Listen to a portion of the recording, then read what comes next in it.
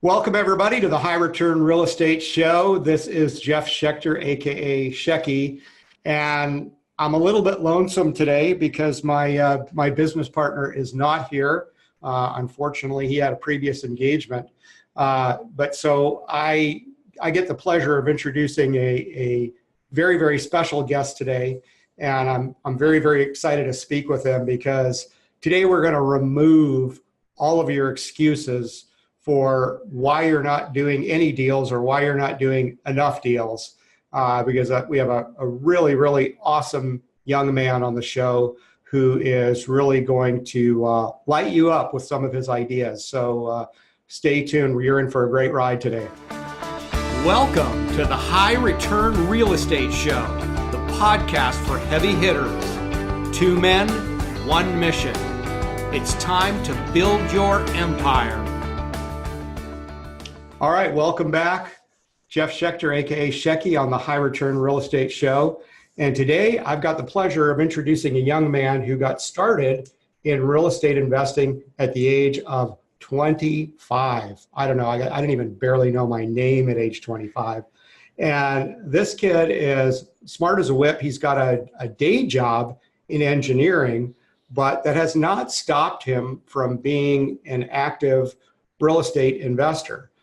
In fact, so much so that he's actually doing some out-of-state investing. He lives in Texas. He invests in Oklahoma. So it's, the classic story of live where you want and invest where it makes sense. And that's a motto that we follow tremendously. But I am really excited to introduce Mr. Jacob Ayers. Welcome, Jacob. Hey, thanks for having me. Yeah, I'm excited to talk to you. So, I guess the first and most obvious question is, engineering's kind of geeky. So how does one go from being, the geeky kid to being like basically a rock star in real estate investing? Like, what was the motivation? How did you get started? Tell us about that. Look, first things first, I don't think you can keep hyping me up like this because I'm not going to be able to live up to it. I'm still that geeky kid, right? I don't know about being a rock star, but to answer your question, Shecky, I think it's actually quite common to see a lot of people who come from like these kind of hard sciences, hard maths, these STEM kind of degrees. I think they make a really natural transition into real estate investing, whether that's because of an analytical mind or the numbers or whatever it is. I don't know, but I think it just translates well. And I found myself in that kind of same scenario. So yeah, it's a lot of fun and, just kind of comes natural. So that's cool. So, an engineering degree and a job in engineering is certainly considered, there's a certain status to that, let's just say, at least in the United States. How does one go from being, good and okay with that status, having the good job, having the stability, all that, to going like, there's more? What was your initial motivation for getting started in real estate? I think that there's a kind of an underlying theme when we're talking about engineering, right? And like you said, there's a bit of a status to it, but I think engineers wind up in engineering and they realize, it's not quite as high of a paid profession as like, excuse me, you'll have to forgive me. I'm just kind of getting over a sinus infection here. Yeah, so no worries. It might be a little nasally or whatever it might be. Yeah, no worries. Anyways, so what I was saying is, there is a bit of a status to being an engineer, but I think quickly engineers find that they're not as highly paid as, say, doctors or attorneys or maybe even accountants, right? So it's a high paid degree, but, I think there's a lot of, desire to exceed, beyond the engineering salary. And, these people are quite capable of doing that. So that's kind of my perception on engineering anyways. So obviously, it really just boils down from you wanting to have a better life and you wanting to create certain freedoms. Maybe not to get a little bit personal, and I'm hoping your employer's not listening to this, but is the desire ultimately to be able to leave the engineering job? Or, because and I'm not saying one is right or the other. I'm just kind of curious where your heart is at. Well, what it boils down for me is, yeah, I like engineering and I got into it because I liked it, right? But, I want to have control over my financial future, and engineering, accounting, doctors, lawyers, whoever you might be out there, at the end of the day, you're going to be answering to somebody, and your financial future and security is tied to someone else, some company, some profit and loss statement, some quarterly return, whatever it might be. So for me, it boiled down to wanting to have that control for myself and build that security. So the plan isn't to burn the ships and, quit engineering, because I like building things. I like, creating things, and I like that aspect of it. But on the same side of things, I kind of want to have that control for myself as well. Yeah, it's brilliant, and kudos to you for figuring that out at a young age. I wish I would have had half that amount of savvy at your age. I was a late bloomer anyway. That's a whole nother story. But so what, I'm kind of curious. So now let's go back to 4 years ago. You're 25 years old, you're a young kid, engineering, and you want to get started, and you're living in Texas, but somehow you got to figure out that you want to invest in Oklahoma. Walk us through that whole process and the first deal and how and all that kind of stuff. Yeah, sure. So I can remember sitting in my cube at my engineering day job and thinking like, okay, I've been in my day job now for a couple of years. I've kind of got the grasp of what this salary can do for me, right? Before I was a broke college kid, and, $20 was a lot of money, right? So here I am, I've got a good salary. I'm starting to build a little bit of a nest egg for myself, but nothing to speak of, right? I've only been working for 2 years, paying off student loans, doing the 25-year-old kind of thing, not saving maybe as much money as I should be. And so I'm thinking to myself like, okay, this salary is cool, but there's got to be something more. And another thing, kind of taking another step back, I was kind of born and raised with this blueprint to, go to school, get a good education, get a good job. And that's where that blueprint ended. It was like, get a good job. So I'd done that, and I was looking out in the future like, okay, what's next? Well, everybody around me's next step is just to retire.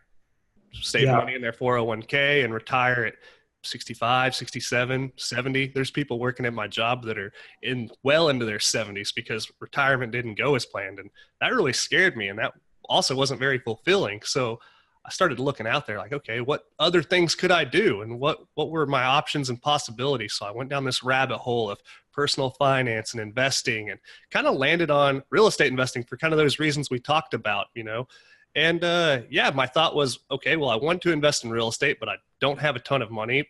How do I do that? And from there, you got to get creative, and that's what I did. Yeah, cool. So let's talk about that. How did you raise the initial funds for your first purchase?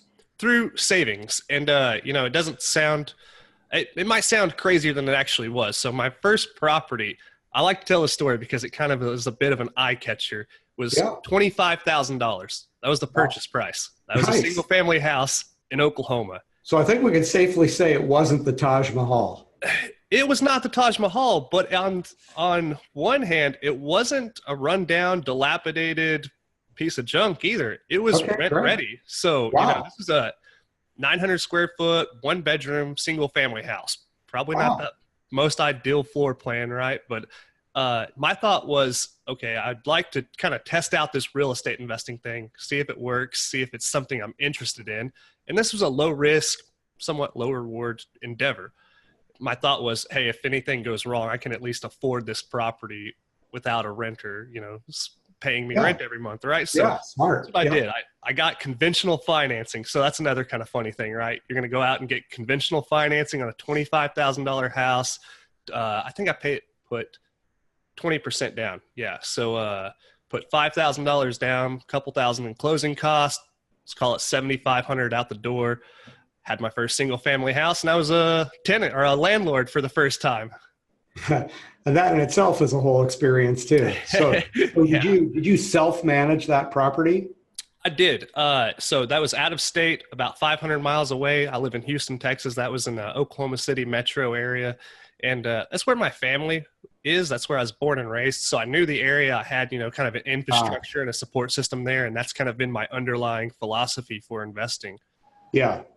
Yeah. And I think that's great. The support system is everything. And, I often wonder, we're in the turnkey business and we make no bones about it. And obviously we've built a system where we've got an entire support system for anybody that's investing out of state, right? I mean, we're their eyes and ears and boots on the ground, but kudos to you for understanding that that is an important aspect because you got family there, right? Yeah, So sure. it's like, hey, I got somebody that can do a drive-by, keep an eye on things, even though you're self-managing, which, yeah, it's a pain in the ass, I get it, but you still at least are not, hung out to dry by yourself, 500 miles away. So Exactly. That's vital and key there. Having, some kind of support system, some kind of infrastructure, whether that's a good turnkey provider or your dad that can drive by and check it out, yeah. right? So exactly.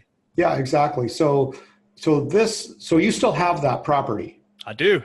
Oh, great. Okay. So it's obviously still working for you. So it wasn't a mistake. I mean, we know, myself included, many investors who bought their first property or two that don't have them anymore because they weren't necessarily quite as good about that, the first couple of purchases as you were. So congratulations on that. You then went on to do some other smaller multi stuff. Is that correct? Yeah, that's right. And so walk us through that too. Like, yeah, I want to figure out, so that went well. Like, how did you kind of get the churn going? Because that seems to be a really big sticking point for a lot of people. Sure. Well, that first property was great. And while it wasn't a mistake, I certainly made plenty of mistakes with that property. So I kind of use that, and still to this day, it's kind of my guinea pig property. So, I made a lot of mistakes and learning lessons from, we could get into that if you'd like, but just all kinds of things I did wrong with it. And I took those lessons forward to bigger and more expensive properties and really, fine-tune my systems and did things a little better going forward. Yeah, I do want to dive into that a little bit because I think that there's, we live in an age where, obviously internet and, you and I have never met in person, but we're having a nice personal conversation right now. And there's so much ability to communicate. But even with that, there's still a lot of challenges in doing things from a long distance. So if you wouldn't mind, I like your term guinea pig. What would you say were the top 3 biggest mistakes that you made? Oh, number 1 is easy: screening tenants. Oh, yeah, that one. That's something you should do, and that's something I didn't do my first couple tenants. So, if you just let the first person who reaches out to you on a message from Craigslist move into your property, odds are it's not going to go very well. And those odds were not in my favor on that point. So what? I'm just curious, because I love it wasn't a good super story, but it wasn't a super nightmare scenario. But so up to this point, I'd been reading and studying real estate, and, listening to podcasts just like High Return Real Estate, and I had only focused on how to get to the acquisition of the real estate. Beyond that, I was completely clueless. I was pretty clueless on many things, but I was completely clueless on how to manage, how to, screen tenants, all of that stuff. And I essentially took the first person who reached out to me and said they want to move in, and took their deposit, took their first month's rent, and I thought I was off to the races. Well, that relationship only lasted less than 6 months into a 1-year lease, and they trashed the place and moved out. And this was a low-end rental. The rent was $450, $475, I believe. And so, it's not worth pursuing somebody for, $3,000 or $4,000. So you just have to take the loss and, do things better the next time. Yeah, they probably don't have it anyway. So right. Yeah. No, I get it. All right. So that was number 1, screening tenants. What was mistake number 2? Oh, from there, I've got to really prioritize mistakes here. Another mistake I could say I made was not visiting the property frequently enough. Being out of state, I kind of left it up to the goodwill of my renters to take care of the property and not check in on it as much as possible. So when I did, I would find all of these issues, just the place wasn't being taken care of like I thought it was, issues that were, like maintenance issues that weren't reported, things like that. So, it really caused me to kind of get behind the ball on maintenance, and, had to, outlay a bunch of capital and chunks to, go in and fix things and repair things. And yeah, just problems, not with the property, just with how I was managing it. So, it all came down on me, that was my responsibility. And it's one of those things, you don't know what you don't know. And until you know it, you think you're doing a good job being a landlord and being hands off and, letting them do their thing. But in all reality, I needed to be a little bit more focused and in touch with what was going on. So I guess, it's pretty clear, obviously, tenants are only going to report issues that affect them directly. Yes. That's really, especially in that property class. Sure. You might have a really, really pretty A-class property and there's a, blade of grass out of whack and, they're calling and complaining. But in let's just call it a C-class, because it's probably about where it is. The tenants, typically, they're not going to report the problems. If they have a plumbing leak and it's pouring into their kitchen, they're going to report it, right? Exactly. It seems to me, at least on our side, almost every request that we get for maintenance through our property management group is specifically for things that are directly affecting their lifestyle. Yeah, right. And if they've done some other damage to the property that doesn't affect their lifestyle at all, then for some reason that gets swept under the carpet. Absolutely. Yeah. So, but you said you had eyes and ears on the ground. You had family members doing some drive-bys and things like that. Was that obviously that wasn't enough, or did they drop the ball too? What happened there? Well, no, I can't blame it on them, right? Because, it's only at request, hey, could you go take a look at the house, or, they're not obviously touching base with the tenant, knocking on the front door and asking if everything's going okay. It's just from, maybe a drive-by every now and then. Yeah. Property's still standing, looks okay, a little dingy, maybe some trash in the yard or something, right? But, I take full responsibility for, not being as involved as I should have been. And I think there's a fine line there, right? You don't want to go knock on the front door of your rental property every single day and check things out, but maybe a little more frequently than once every year or 6 months. Yeah, that's a good point. I think that it's important to have some language in a contract, in a lease contract with the tenant, that spells out exactly what visitation rights are. There are states now that, what I've been reading is that they do have, I don't remember what the term is. There's a legal term for it. It's something like right to a peaceful life, or right to a peaceful domicile. Because if they're renting that property, it is indeed their home, and it's not really fair to interrupt them all the time. No, legally you can get in with 24 or 48 hour notice, depending on what's in the language of your contract. But it is important. I agree with you, no matter what the property class, they do need to be treated and felt like it's their home. They're not necessarily invading your property. You're, to an extent, invading theirs. So it's an important distinction. You did say something that really stuck out to me when I was challenging you a little bit about, family members and drive-bys and things like that. And it's a concept called TTR, taking total responsibility. Absolutely. And, it's sort of like, for anybody that's involved in personal development, and most people that know me know that myself and Jack are both big in the personal development world. And TTR is like personal development 101. So where you look at things and go, look, everything in my life, everything that I've got, every result that I've got, as a result of my own doing. I can't blame anybody else. I can't blame family members for not going and driving by the property.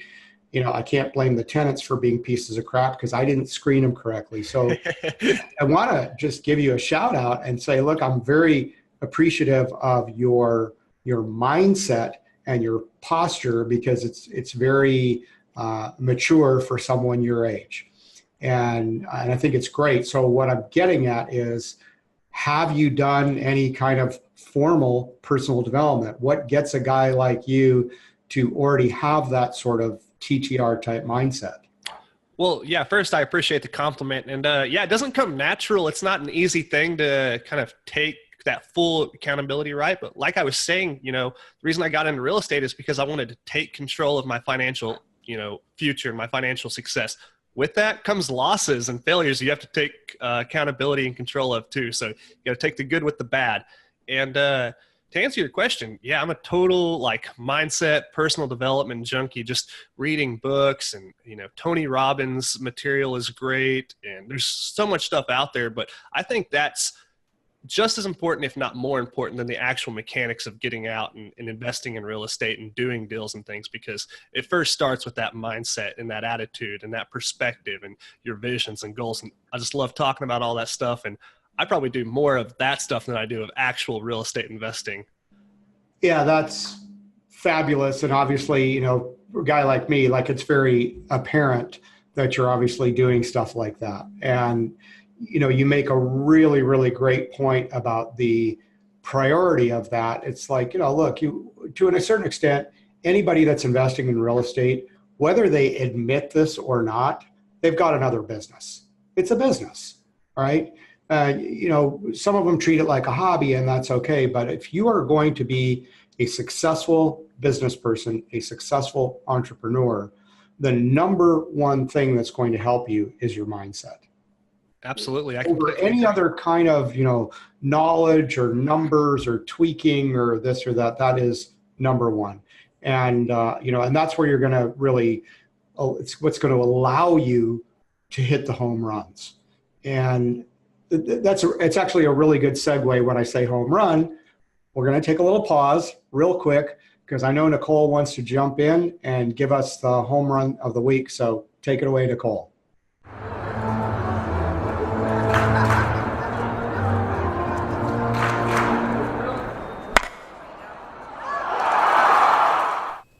This is Nicole, Director of Investor Relations at High Return Real Estate. This week's property is a Medford Avenue duplex with needed some simple TLC. We updated utilities in both units and freshened up the interior right before both units leased up, all while earning a very attractive 13.5% ROI. If you'd like to see more on this property and you want the full investor package, please email me at homerun@highreturnrealestate.com. That's homerun@highreturnrealestate.com. Talk to you soon. Okay, thank you so much. And I'm here with Jacob Ayers, and we're talking about mindset, and we're talking about, all the things that are required to being a successful entrepreneur at any age. And really what's impressive about you is the fact that you're doing so well. How many properties have you got now? I've got 8 properties right now. Fantastic. And some of those are multis. So how many doors total? Yeah, 8. That's 8 doors total. Okay. Yeah. Okay. So this nice young man has 8 doors, and he's not even 30 yet. He's still in his 20s, and he's got 8 doors, and they're all performing? Yeah, absolutely. Rocking and rolling. They're all performing, and this was done as a side hustle, right? So it's a really great lesson. Like, look, if you're listening to this episode, there's no excuses. I mean, this guy's got a busy day job. He's an engineer, right? He's doing all kinds of personal development, and he's got 8 doors 500 miles away. So it's pretty impressive. And I know that you've got a side hustle to the side hustle. That's what I like to call it, yes. Yeah, and why don't you tell us a little bit about that? Well, one of the things that got me interested in real estate investing is, like I kind of talked about that phase in my life when I was, in my cubicle, looking for what was next. And somebody introduced me to this thing at the time, completely new concept to me, called podcast. Like, hey, you got to check out podcast. I'm like, iPod, what's a podcast now? And I figure it out. I download it on my iPhone, figure it out, and wow, my world was opened up to like this whole new, like, it'd be like explaining to somebody what Google is. Like, hey, you ought to check out this internet thing and just go to Google. There's lots of stuff there. Well, that's how it was with podcasts for me. I just started, checking out all of these personal finance and real estate investing podcasts and everything. And I was just into this, endless rabbit hole. Yeah.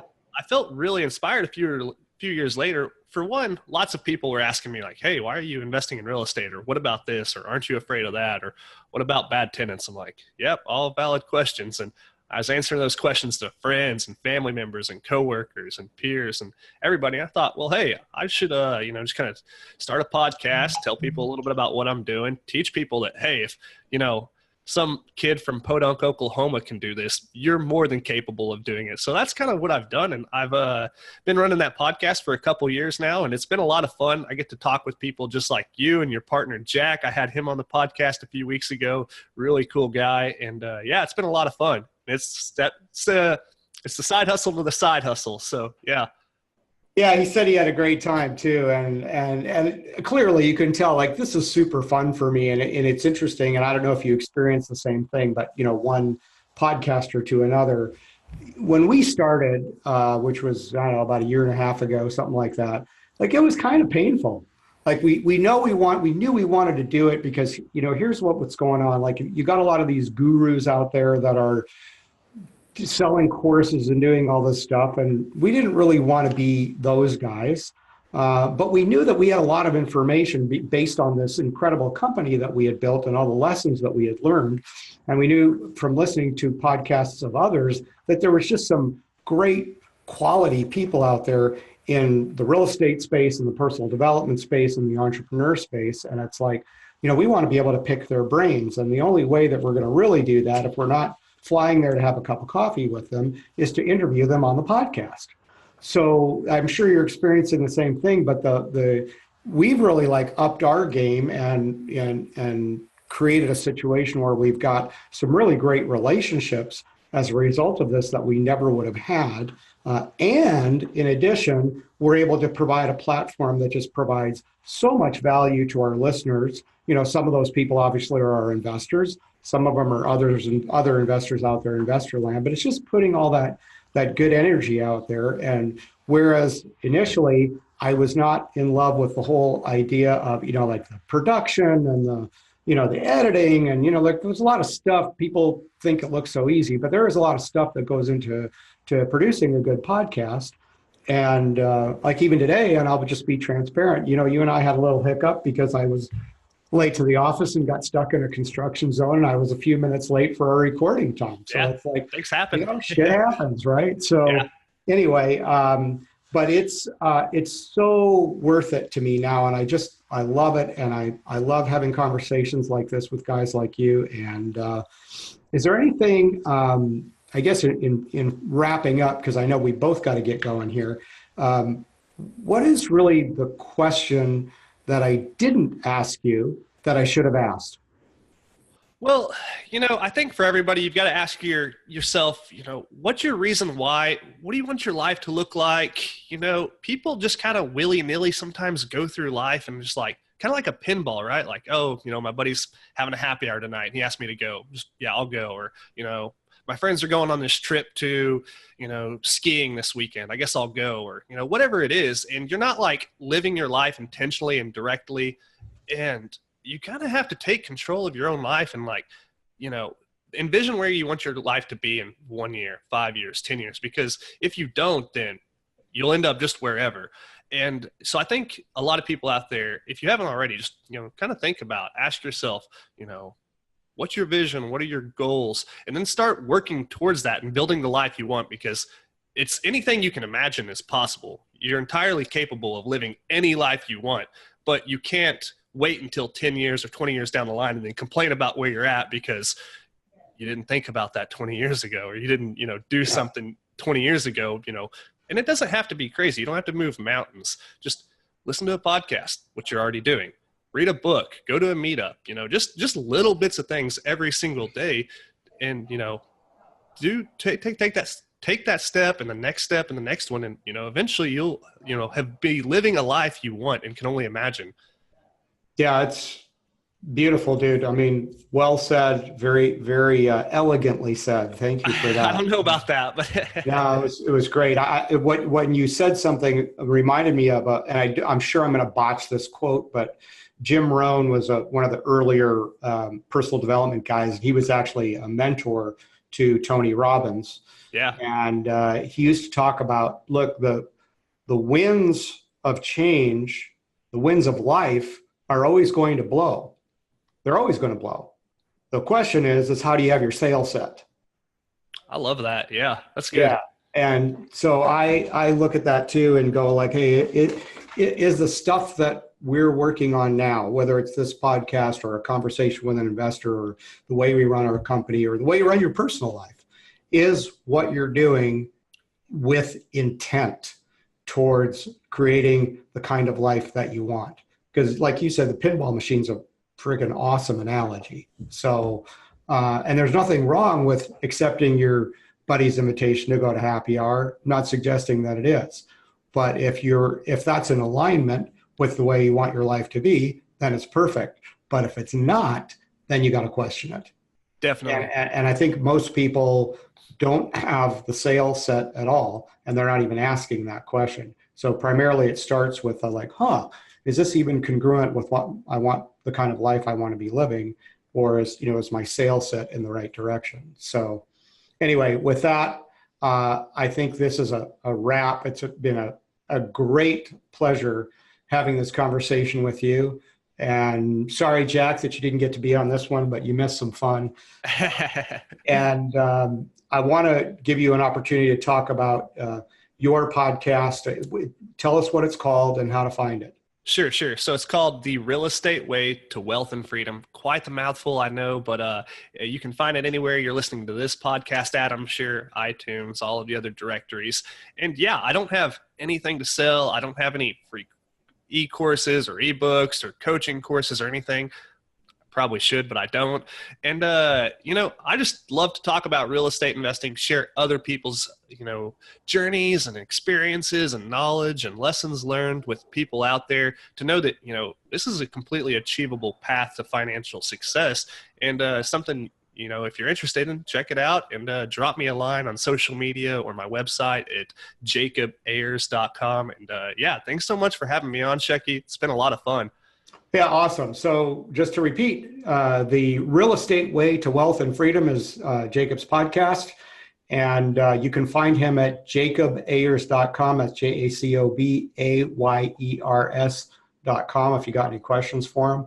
And brother, man, I really, really appreciate you. I still feel like a Texan in many ways, so I want to give a shout out to a fellow Texan.